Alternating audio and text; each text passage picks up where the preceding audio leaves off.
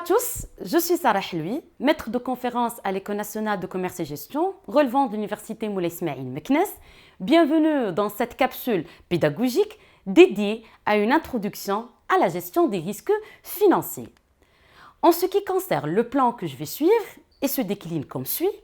Dans un premier temps, je ferai un rappel de l'environnement organisationnel. Ensuite, nous allons découvrir les concepts clés, puis la pyramide des risques. Par la suite, nous allons examiner la relation de cause à effet. Et en dernier lieu, nous allons découvrir les zones de risque.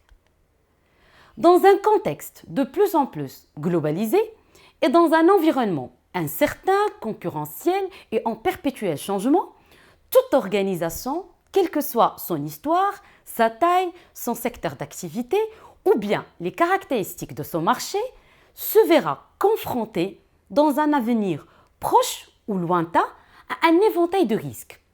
Quand on dit entreprise, ça peut être une banque, une institution financière, un établissement public ou privé qui sera amené à passer par quelques étapes afin d'arriver à gérer le risque.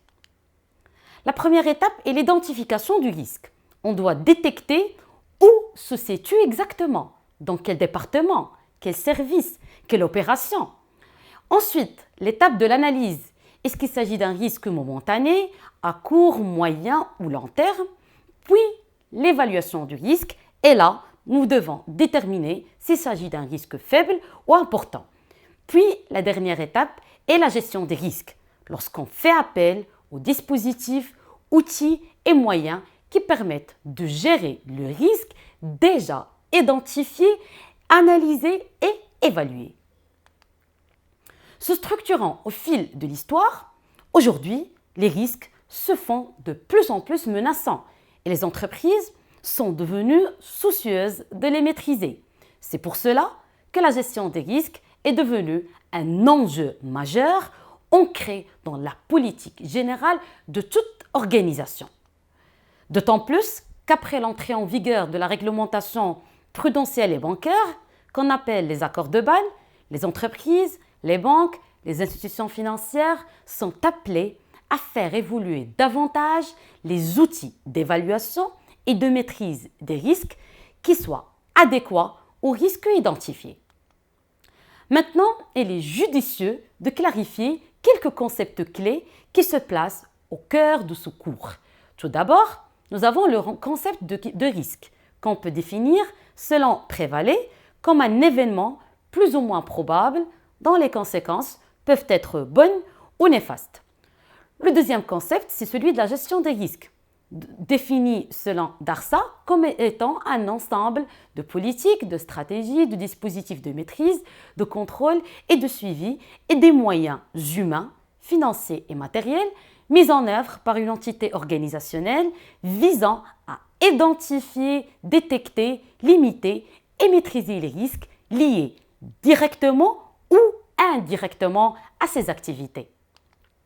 Et en dernier lieu, nous avons le risque financier, qui se réfère selon Gitman à la possibilité pour un investisseur de perdre de l'argent en raison de la stabilité financière d'une entreprise ou d'un investissement. Passons maintenant à cette pyramide qui décrit explicitement et d'une manière organisée les grandes classes de risques auxquelles peut être exposée une entreprise momentanément, dans le court, moyen ou long terme. Et ce, sur la base d'une démarche évolutive, aussi bien sur le plan macroéconomique, à savoir l'environnement géopolitique de l'entreprise, le marché, que sur le plan microéconomique.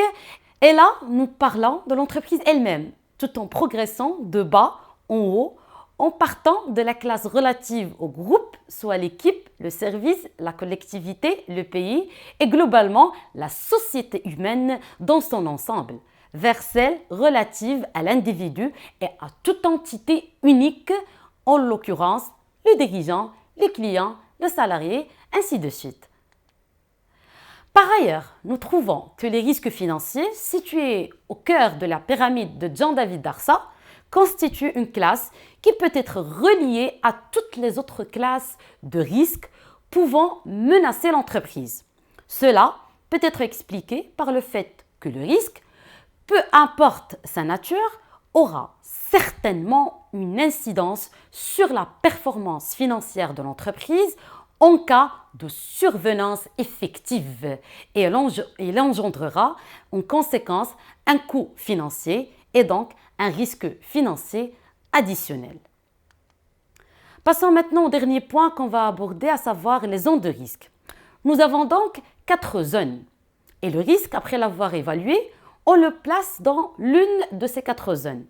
La zone du risque gérable, prioritaire, négligeable et important, selon 2 critères bien distincts, à savoir la probabilité d'occurrence, ou ce qu'on appelle également la fréquence de survenance du risque, et le deuxième critère est celui de l'importance ou de la gravité du risque. En ce qui concerne le risque gérable, il est très fréquent, mais moins important. Le risque prioritaire, il est très fréquent et très important.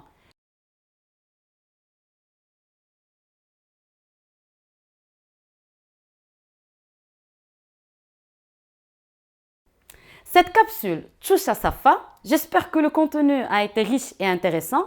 Merci de m'avoir accompagné. Je vous donne rendez-vous lors de la prochaine capsule où nous allons explorer ensemble les types des risques financiers. Restez à l'écoute et à très bientôt.